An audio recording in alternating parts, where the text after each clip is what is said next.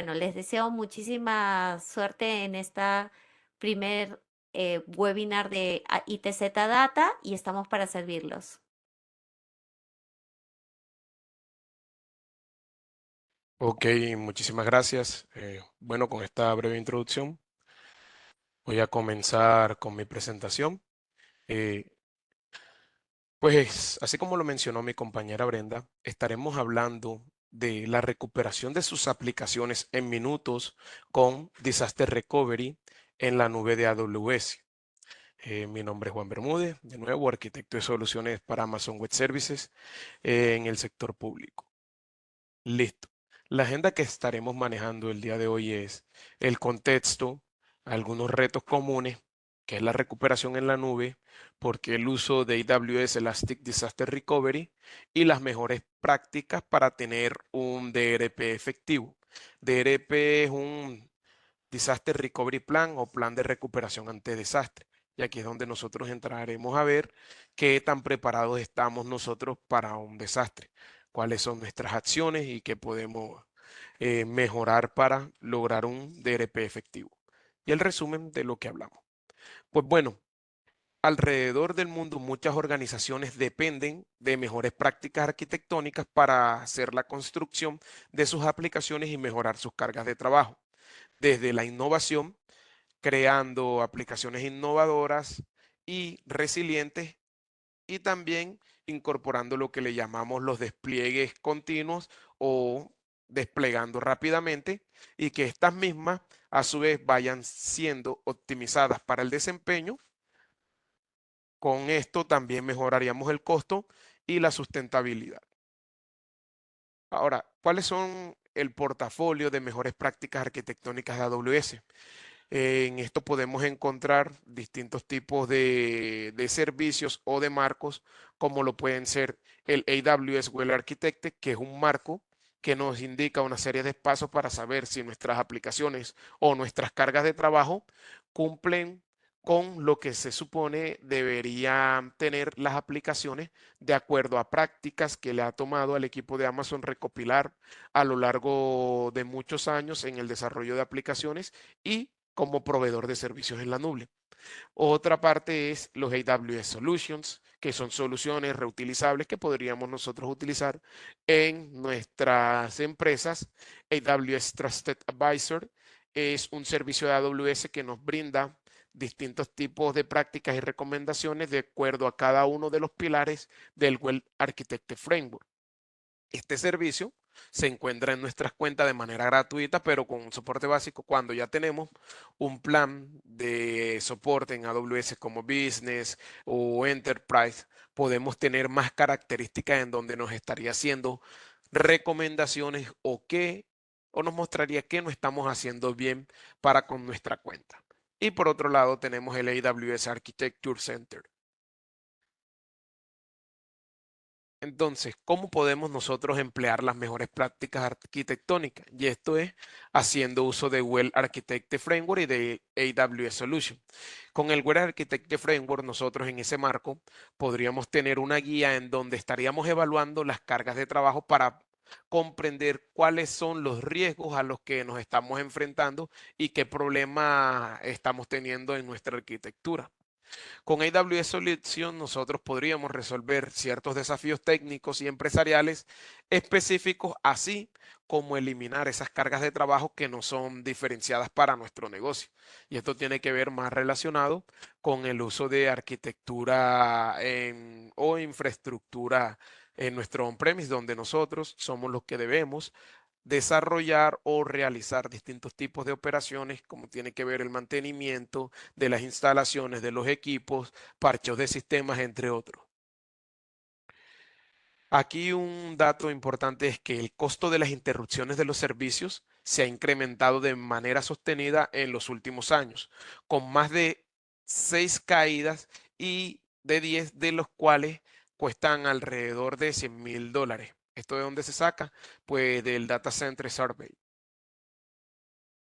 Una frase que siempre nos llega y que nos recalcan mucho viene del CTO de Amazon.com, el doctor Bernard Bogles, que nos indica que todo falla en todo momento. Así que Teniendo esta premisa en cuenta, nosotros tenemos que tratar de construir aplicaciones que sean resilientes.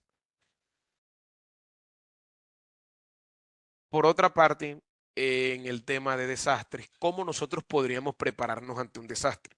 Si hacemos una pregunta, ¿podríamos nosotros prever con exactitud cuándo sucederá un incendio o cuándo sufrirá nuestras instalaciones un terremoto o entre otras? Y sobre todo, el sitio en donde nosotros nos encontramos, en América Latina, por toda la topología, lo que tiene que ver con las cordilleras nuevas, que empieza desde Chile y termina hasta el Cinturón de Fuego. Estas cordilleras todavía prevén movimientos que no son predecibles para nosotros y que nos generan ciertos temblores, terremotos que nos pueden derivar en distintas fallas técnicas como interrupción del fluido eléctrico, daño de las instalaciones, entre otros tipos de fallas. Pero por otro lado, también podríamos tener acciones humanas, al ser nuestras naciones propensas a distintos cambios de gobierno, en donde sí se presentan muchos temas de disturbios y todo, puede que nuestras instalaciones no estén suficientemente seguras ante este tipo eventual de ataques, incluso también acciones humanas como puede ser el acceso de terceros y de ataques informáticos, algunos de los más conocidos como el ransomware. Pues bueno, ¿cuáles son los retos comunes que tenemos ahora en el día? Es que los objetivos de recuperación no se cumplen. Si no sabemos o no entendemos qué es un objetivo de recuperación, más adelante estaremos hablando de los dos principales. Por otra parte, es que la infraestructura duplicada no la estamos aprovechando. Esto que no realizamos balanceo de cargas o disposición de failover en caso de que alguna de nuestras cargas de trabajo críticas en nuestros data centers o en la nube sea interrumpida. Por otra parte, cuando nosotros queremos implementar un DRP, tenemos alto costo de la inversión, problemas de compatibilidad entre ambientes, esto es porque si no compramos los equipos correctos, supongamos que estamos usando nuestros centros de datos con equipos de arquitectura x86 y compramos, alguien de compra no sabe y compró el mejor, más económico o con mejor rendimiento, un computador con arquitectura ARM, pues podríamos tener estos problemas de incompatibilidad. Por otra parte, un tema principal de reto es la replicación de las cargas de trabajo, que puede que al replicarlas nos afecte en la operación, la carencia de pruebas y simulacros y que cuando se realizan son costosos e impactan la operación, es un reto bastante importante al que nos podemos enfrentar y tener que seleccionar las diferentes herramientas o procesos para cada una de nuestras aplicaciones. Adicionalmente a esto, el escalado del sitio de recuperación cuando hay cambios en el ambiente productivo, si mejoramos o incluimos más servidores, más aplicaciones en nuestro centro de datos, ¿cómo hacemos nosotros para replicarlo? Que nos incrementaría en mayor trabajo operativo y mayores costos. Pues bien, ¿qué son los objetivos de recuperación? Y aquí con esto vamos a pensar nosotros y respondemos mentalmente estas preguntas. Y es, ¿cuántos datos estamos dispuestos a recrear o a perder? ¿Y qué tan rápido debemos recuperarnos? ¿Y cuál es el costo de una caída del servicio? Y aquí entran dos conceptos bastante interesantes, que es Recovery Point Objective o punto de recuperación objetivo y el tiempo de recuperación objetivo RTO, Recovery Time Objective. ¿Esto qué nos dice? El RPO va relacionado a cuántos datos nosotros estamos dispuestos a perder. Esto lo podemos medir en cuestión de horas. ¿Cuánto tiempo de transacciones estoy dispuesto a perder? Si mi backup es cada 4 horas, pues lo máximo que yo estaría dispuesto a perder es 4 horas de backup. Mientras que el RTO es el tiempo desde que nosotros nos caímos o que se cae nuestro servicio hasta que ya se encuentra disponible y es cuánto tiempo nosotros esperamos después de un desastre, como podemos ver, a recuperarnos. Entonces, ese sería el RTO. Y es decir, si se nos cae el servicio, ¿en cuánto creen ustedes que estarían volviendo en línea? Si es 1 hora, 2 horas, un día, 24 horas. Entonces son preguntas que nosotros nos debemos hacer para poder establecer una estrategia de ERP muy bien elaborada. Aquí, ¿cómo podemos ver los objetivos del tiempo de recuperación eh, y relacionado al costo con las distintas estrategias de migración? Esto es que entre más tiempo nos demoremos nosotros en recuperarnos, pues más costo tendrá el impacto.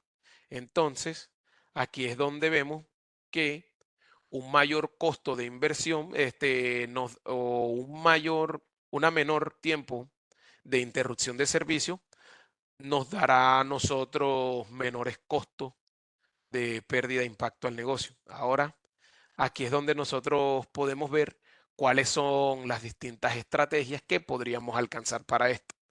Y esto va relacionado con qué esperamos nosotros de nuestro servicio. Si vemos desde la gráfica azul, de derecha a izquierda, nos vamos de atrás hacia adelante, o de adelante hacia atrás, disculpen, podemos empezar por una estrategia que es respaldo y recuperación. Y esta es donde nosotros solamente hacemos backups de nuestro sistema, de nuestros discos o de nuestras bases de datos. Mientras que el modo piloto o Pilot Light, luz piloto, este nos indica una estrategia en donde nosotros, cuando tenemos un daño o sufrimos una interrupción, se recibe una alerta y nuestro sistema autónomo es capaz de inicializar ese proceso para que así eventualmente se pueda comenzar a replicar la infraestructura, no solamente la de los datos, sino que se tienen los datos y se monta el servidor y luego se comienza la operación. Por otra parte, tenemos el modo de espera o warm standby. Este modelo nos dice que nosotros tenemos nuestra carga de trabajo corriendo en otro sitio, esperando a que el sitio primario falle. Cuando ya esté falla, esta carga enseguida está teniendo la señal y comienza a agrandarse para soportar las cargas de trabajo productivas. Por otro lado, tenemos el multisitio o activo-activo, en donde tenemos dos sistemas trabajando en paralelo, replicándose entre sí la información y que no nos presentarían ningún tipo de interrupción. Pero como vemos, estas estrategias vienen desde el multisitio o activo-activo como la más costosa, pero la que mejor nos ofrece en tiempo de interrupción, hasta la de recuperación y respaldo, que es la que es más económica, pero nos da mayor duración de la interrupción del servicio. Aquí podemos ver una línea de cuál es el costo aceptable de recuperación.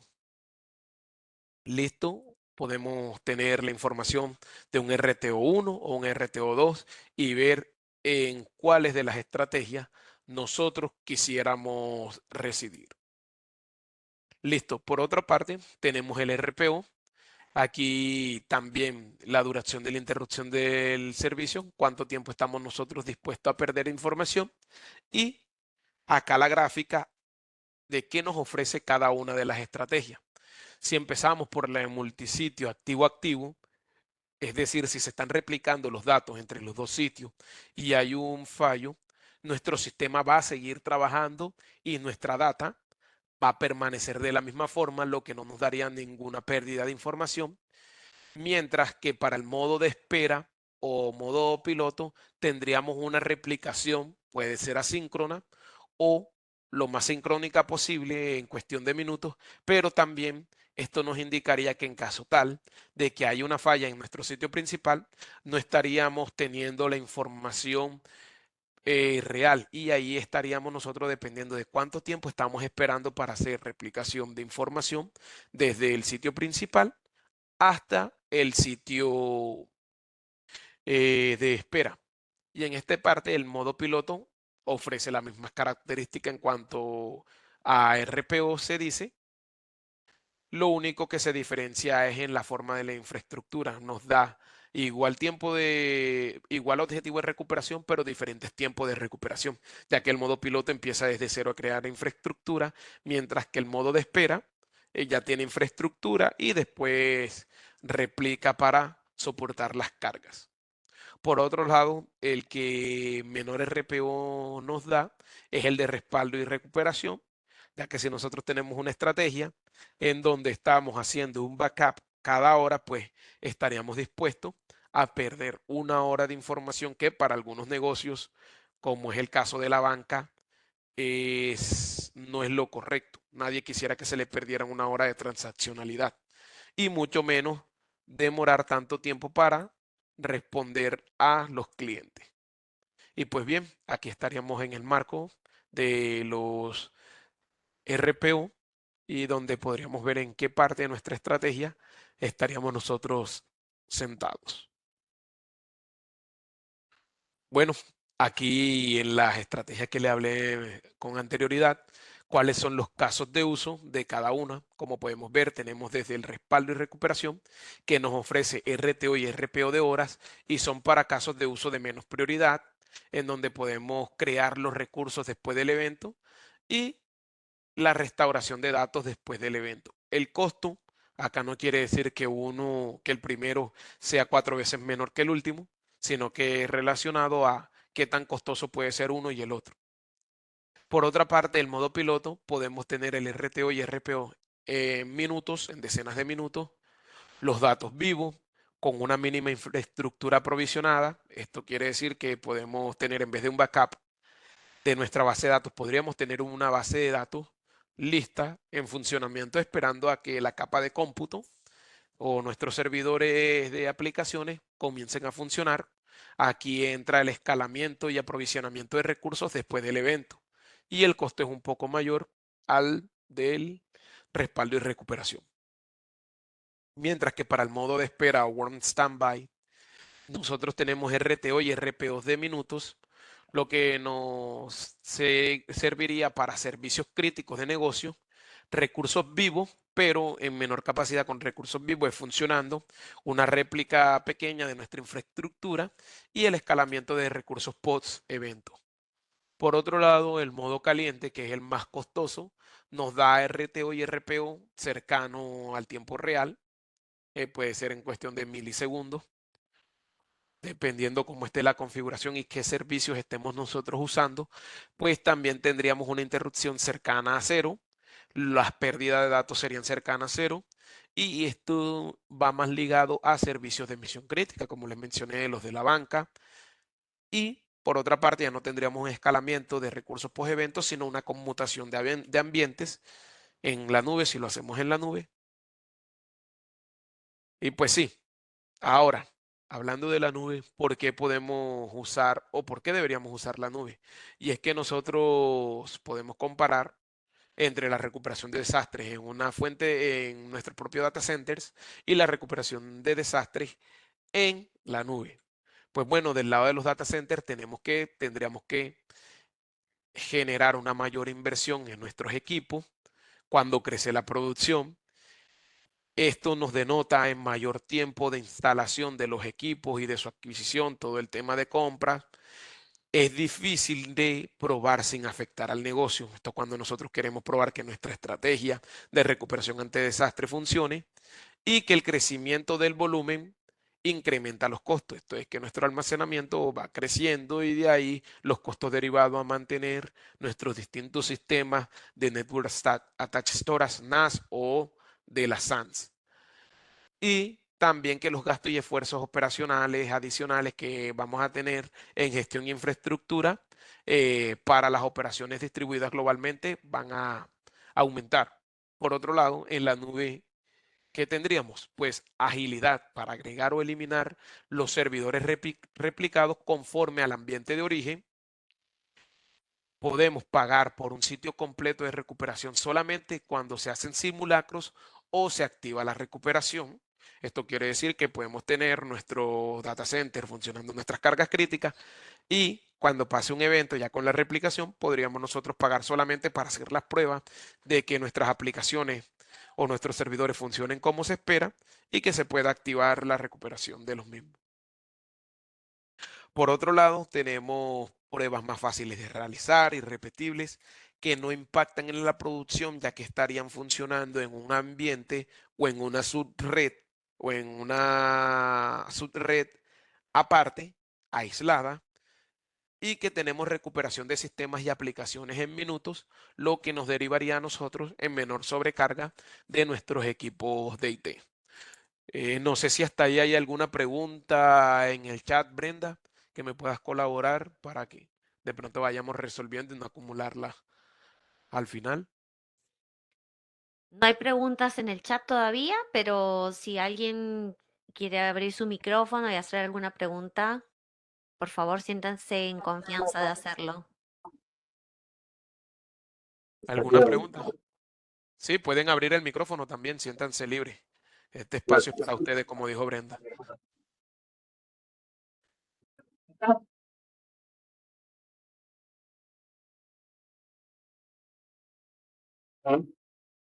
Sí,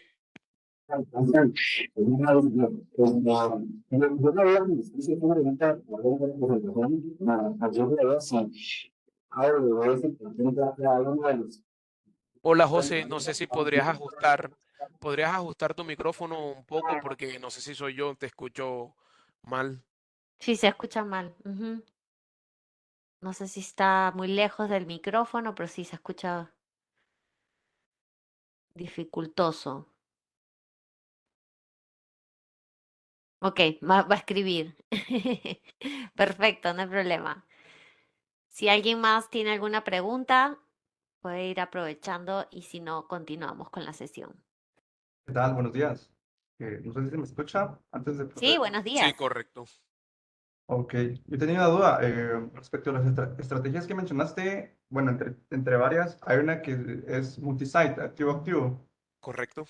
Eh, Dado esto, o sea, yo entiendo que cuando hace referencia a que las dos están activas, el tráfico siempre se va redirigiendo a cualquiera o indica que la información que tengo en la región A siempre se va a estar replicando en la región B.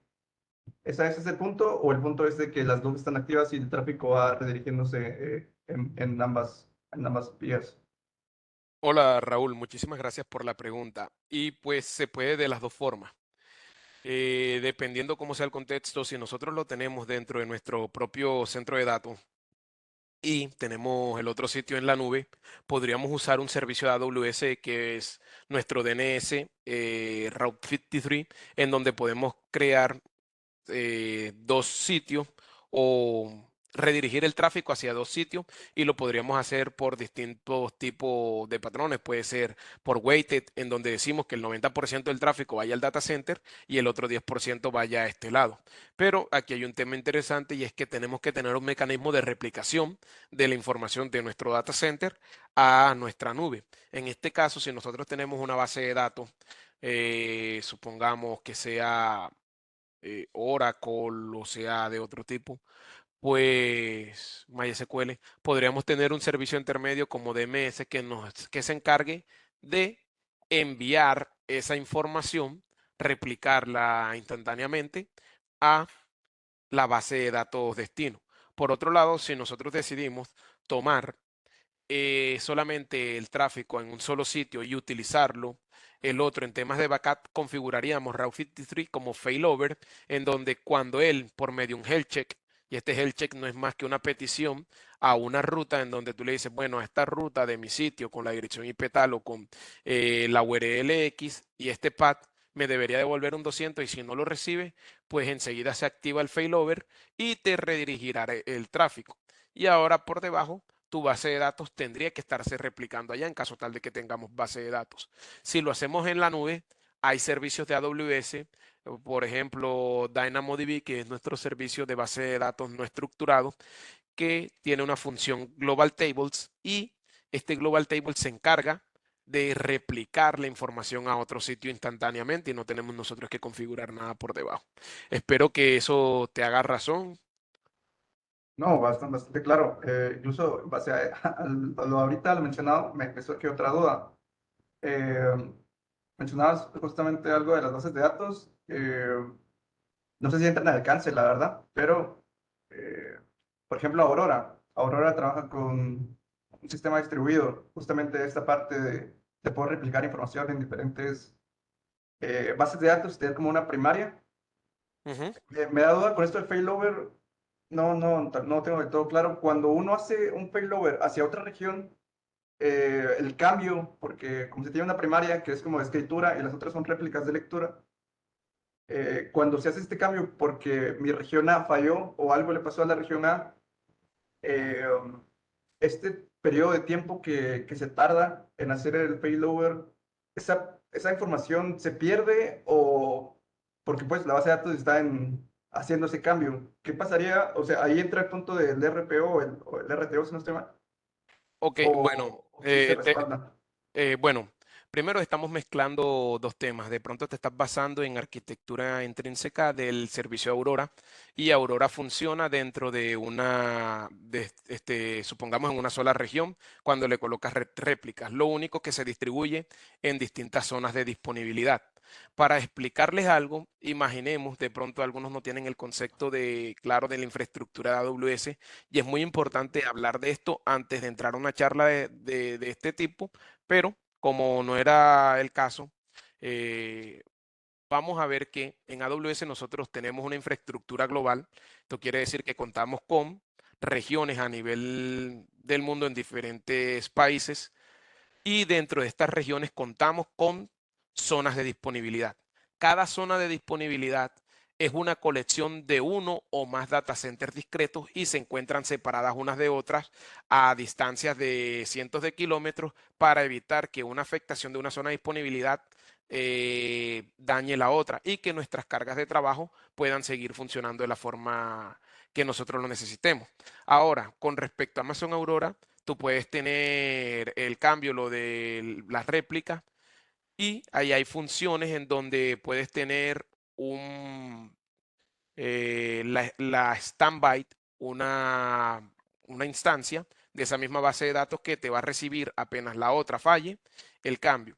El ejemplo que yo estaba dando es cuando tu base de datos no tiene estas características y la tienes externa de la nube. Estábamos hablando de una infraestructura híbrida.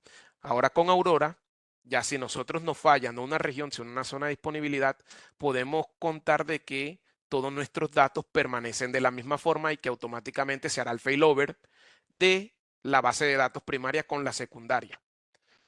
Pero si nosotros también queremos que esa información de Aurora esté dentro de otra región de AWS, podríamos utilizar la característica global de Aurora que se encargaría de sincronizar esa información desde Aurora a otra región. Y con respecto a que si el sitio se cayó, supongamos tenemos un sitio con un failover y yo ingreso ahora a tu plataforma y tu plataforma me muestra un error, pues ya yo no tengo cómo acceder o guardar o perder información desde esa parte. No se guardó ese registro, pero nuestro sistema debería estar diseñado para que lo que hay dentro de la base de datos esté replicando en la otra base de datos y que cuando el sistema de Route 53 detecte que este servicio no está funcionando en la dirección donde se especificó, redireccione ese tráfico por el DNS hacia el servicio que está funcionando en la nube que tendría los datos actuales de este servicio. Claro está que hay cierta latencia. Bueno, cierta latencia no, los datos van a ser replicados de acuerdo a lo que nosotros querramos, si es que sean instantáneos o no. Entonces ahí es donde estaría relacionado más el tema de costos. ¿Alguna Perfecto. otra duda hasta ahí, Raúl? No, todo claro. Todo Ok, claro. Gracias. bueno. Pues Brenda, yo quisiera de pronto abrir el espacio ya que sí me causa curiosidad para saber cuáles clientes están trabajando con AWS o si todos ya conocen los servicios de la nube, porque así podría enfocar los esfuerzos en explicar cosas que quizás para uno se haga ya muy común. Sí, claro que sí. Podemos aprovechar eso y también si es que, bueno, si alguien quiere hacer alguna pregunta puntual sobre lo que menciona José o además comentarte la pregunta de José Herrera que nos escribió, donde dice que AWS contempla los 4 escenarios que muestran de recuperación. Es decir, hay servicios que se pueden aplicar para cada servicio. Em, Sí, Es correcto, dice, ¿no? Estimado José, es correcto. Le puse, le pone Rafa, le estaba contestando. Ok, perfecto. Entonces ya creo que por ahí hicimos todo el tema de respuestas para José Herrera que nos hacía las preguntas. Está en el chat, así que creo que por ese lado Rafa también nos ayudó en responderle. ok, si nos pueden colaborar en el chat para ahí escribiendo los que sí y los que no, solamente con un sí o con un no, con una manito arriba. Claro, exacto. Para ver si profundizamos ese tema. Pues bueno, ahora continuando un poco, ¿cuáles son los impulsores o a qué necesidad nos lleva a nosotros a mantener o a diseñar una recuperación basada en la nube? Y es que puede ser desde mejorar los objetivos de recuperación para cumplir con las necesidades del negocio, amenazas de pérdida de datos por ransomware o corrupción de servidores, proteger nuestras cargas de trabajo de gran escala o intensivas en cómputo, consolidar la estrategia de recuperación para múltiples aplicaciones, construir una base de habilidades para preparación hacia la migración, reducir el tema de costos, cambios contractuales de nuestros proveedores de servicio de recuperación ante desastre, o si nosotros, por otro lado, queremos tener una renovación tecnológica del sitio de recuperación.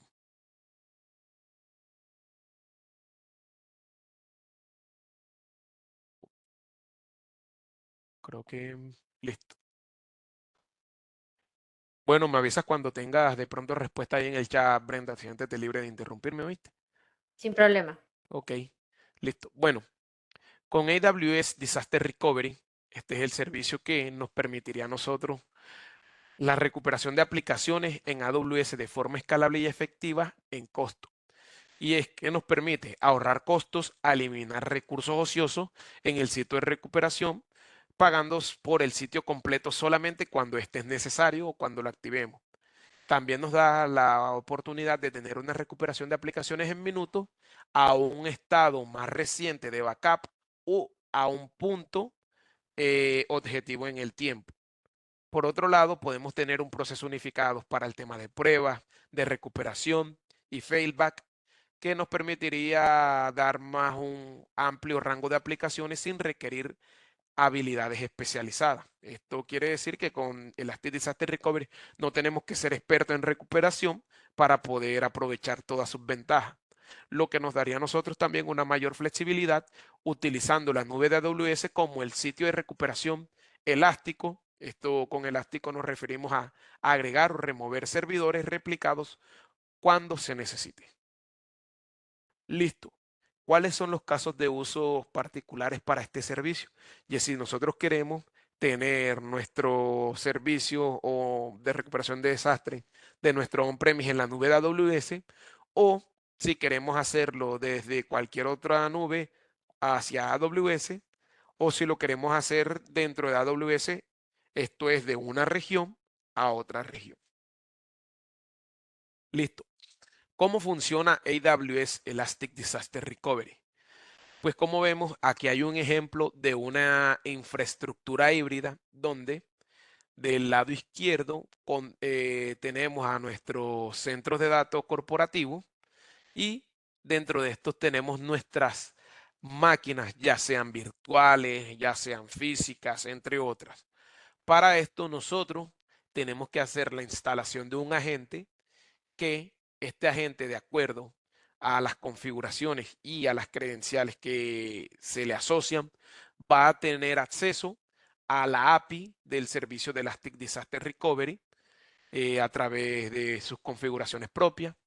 Nosotros podríamos hacer el envío de la información encriptada por nuestro propio VPN o por otro servicio de AWS que se le llama Direct Connect, una conexión privada en donde el tráfico no va por internet, mientras que por el túnel sí va por internet, pero encriptado en un túnel, o incluso podríamos hacer la replicación de la gente hacia a nuestra API de Elastic Disaster Recovery por internet, pero aquí las características de seguridad es que este envío de información es cifrado con el protocolo TLS 1.3 y con una llave de encriptación AES-256. Y esto nos aseguraría que la información que estamos replicando vaya segura. Pero esta replicación, ¿cómo sucede? Va por bloques. Lo que se hace es que este agente lee la información de los bloques de nuestros discos duros y lo replica tal cual como están.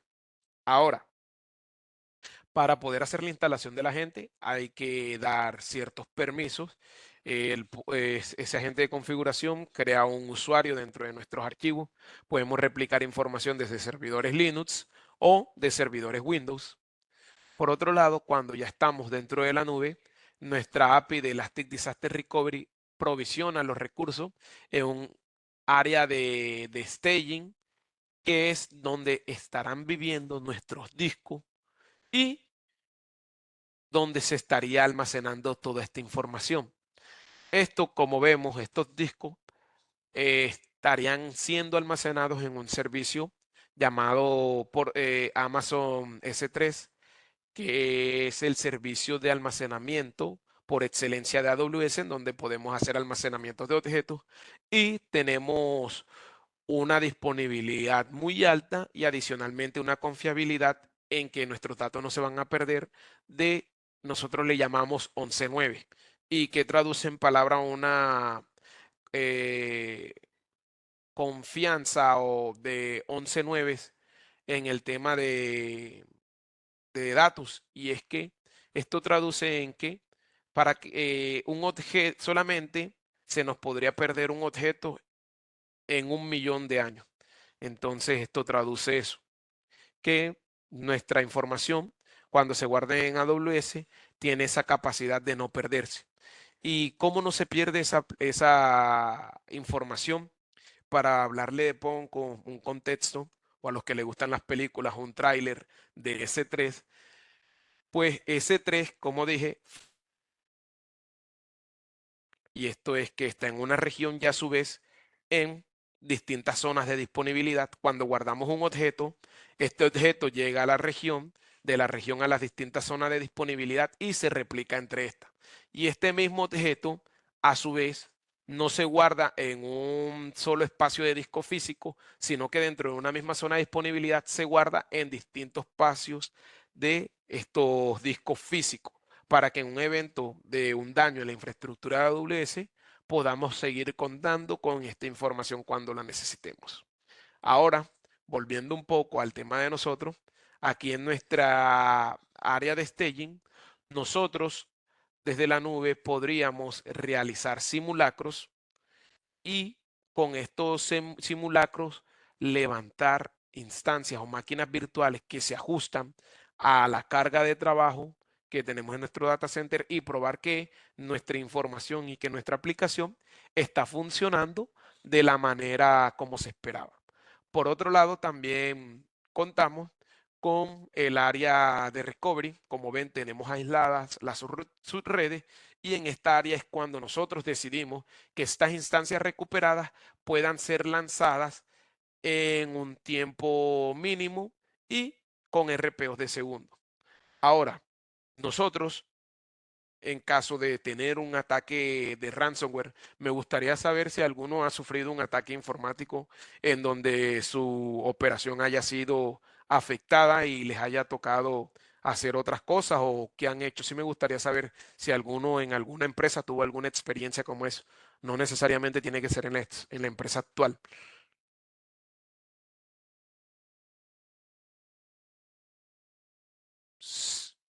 Si alguno la tiene, por favor, puede sentirse libre de abrir el micrófono.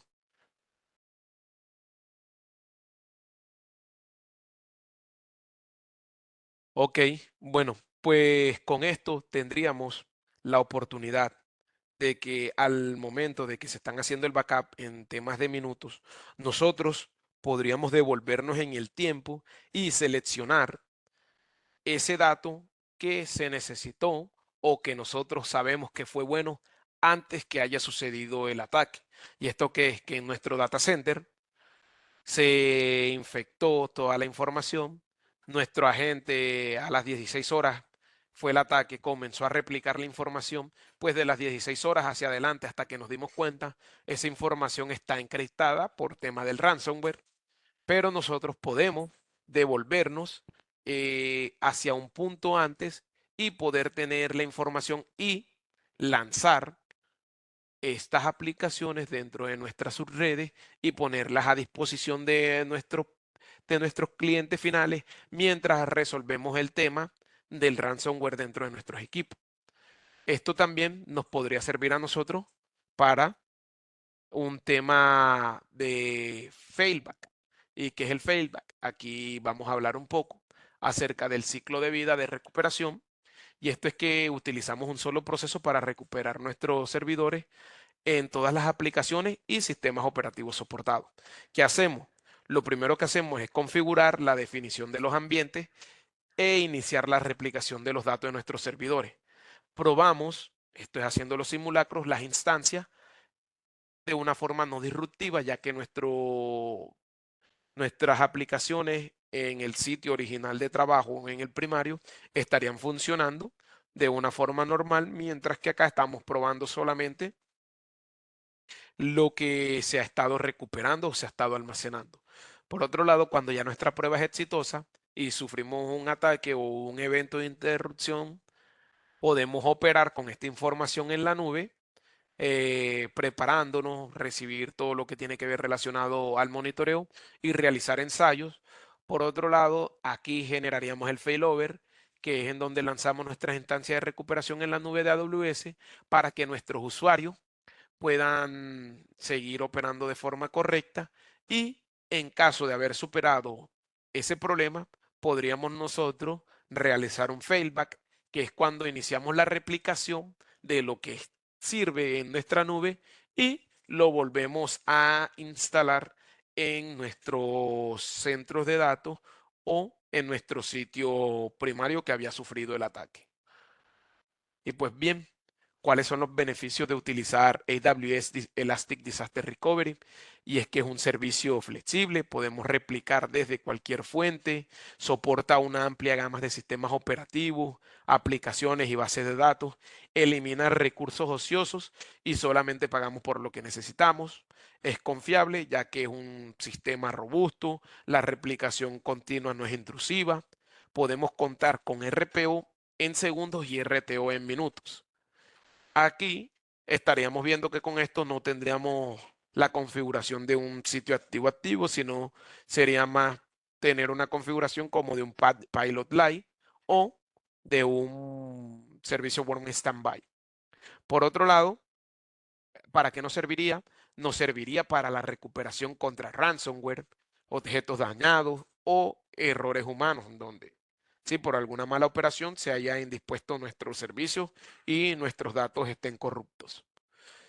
Este servicio es altamente automatizado, no requiere de habilidades especializadas, es fácil de usar, nos proporciona ensayos no disruptivos y es un proceso unificado en donde podemos tener las pruebas y la recuperación y el retorno o failback.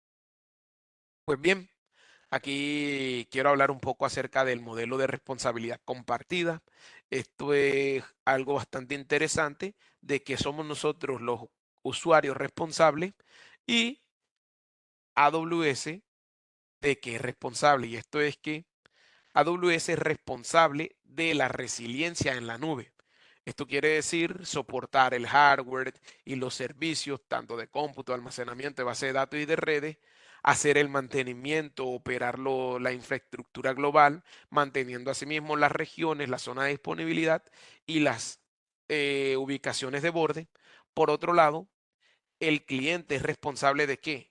Del mantenimiento de sus redes, de sus VPC, las cuotas, que son las cuotas, pues cada cuenta de AWS tiene un número fijo limitado de algunos servicios.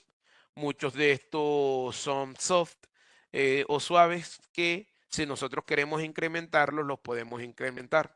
Un ejemplo de esto es que por default nosotros podemos crear máximo 5 VPCs, pero estas VPCs podríamos tener ¿cómo se le llama? Bloques de CIDR de un tamaño de slash 16, que eso nos daría, no estoy prácticamente seguro, pero como 65.000 hosts, por decirlo así, para disponer. Esto quiere decir que podríamos tener servicios o máquinas virtuales en esos hosts, en esas 5 VPC, pero en caso tal de que nosotros, y dentro de esa VPC, separar y crear distintas subredes. Puede ser para áreas de trabajo como producción, áreas de desarrollo, entre otras. Y por otro lado, también podríamos incrementar esto. Por otro lado, la responsabilidad del cliente es mantener la arquitectura de sus cargas de trabajo y asegurar sus datos o su información. En temas de seguridad en AWS nosotros recalcamos de que la seguridad es nuestra prioridad número uno y no por ello nosotros dejamos de acompañar a los clientes, y esto es que nosotros ofrecemos servicios completamente administrados en donde el cliente solamente tiene que dar clic en activar y AWS se encarga del resto.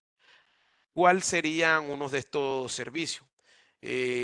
Bueno, Guard Duty, Amazon Guard Duty es el servicio de detección de amenazas por excelencia, en donde haciendo uso de Machine Learning, él analiza los logs de nuestras VPC o de nuestros accesos a otros servicios y puede determinar si lo que está sucediendo es usual dentro de nuestra cuenta o no, y con esto determinar o prevernos el poder saber si actores maliciosos están entrando en nuestro sistema para hacer temas de minado, en donde podemos determinar cuáles instancias fueron lanzadas y que están consumiendo bastante recursos y evitarnos así incrementos en los costos por tema de minado de criptomonedas, o por otra parte acceso de actores maliciosos que nos puedan infectar nuestras máquinas por medio de ransomware.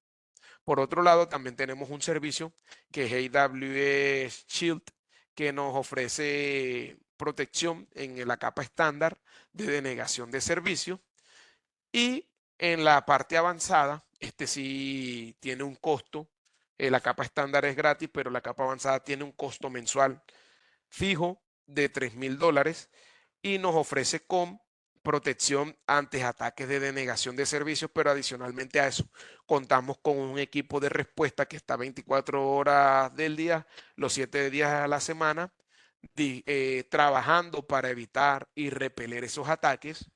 Y por otro lado, sí, estos ataques de negación de servicio, de acuerdo a nuestra arquitectura, se escalaron nuestro sistema y se generó un cargo, supongamos, de $10,000 por el uso intensificado debido a este ataque, pues al tener este servicio, AWS es el encargado de pagar o de asumir ese gasto debido a esto, ya que estamos contando con uno de los beneficios que nos ofrece ese plan de AWS Shield Advance.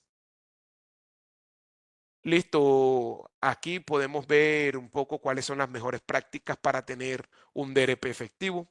No necesariamente nosotros tenemos que tener esto en una nube, puede también tenerlo en nuestro propio data center, pero de acuerdo a las características y a la facilidad de usar y a evitar temas operativos, nosotros podríamos contar con un plan de continuidad de negocios detallado en donde nosotros expliquemos en un dado caso cómo seguiría funcionando nuestro sistema. Y un ejemplo de esto puede ser el de los aviones. Cuando nosotros nos montamos a los aviones, siempre hay un listado de qué se le debe hacer mantenimiento entre vuelo y vuelo, pero eso no nos asegura que un motor pueda fallar. ¿Qué pasa si un motor falla? Pues por definición los aviones están diseñados para que en un evento de eso el otro motor pueda seguir operando. Y aparte del susto, nosotros mantenernos con vida. Esto es el equipo de los pilotos y de los pasajeros. Entonces, ese es un plan de continuidad de negocio que en un dado caso de un problema se pueda seguir operando. Y ahora, ¿cuál es el plan de recuperación? Es, después de eso, ¿qué podemos hacer? Ir al aeropuerto más cercano, cancelar el vuelo, continuar el vuelo, no importa el tiempo, tener claras la definición y cuáles serían esos disparadores. También es revisar los límites de las cuentas periódicamente. Y esto porque, como les mencioné, hay unas cuotas. Nosotros podemos lanzar X números de máquinas virtuales.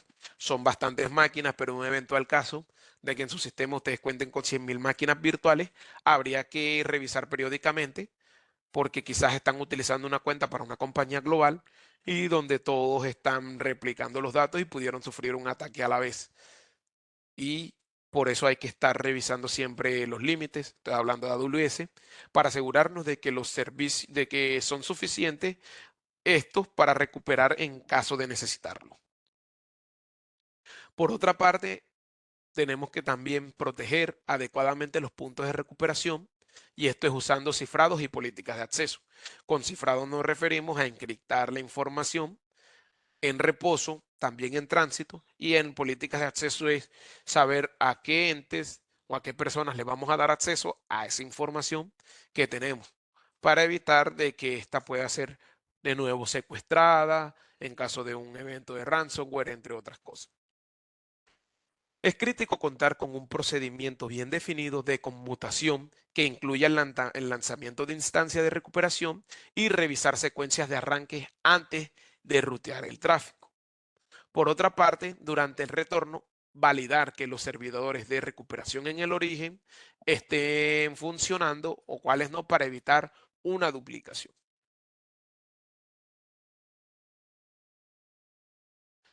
Y finalmente, una estrategia de recuperación de desastre que no se prueba no es una estrategia de recuperación de desastre.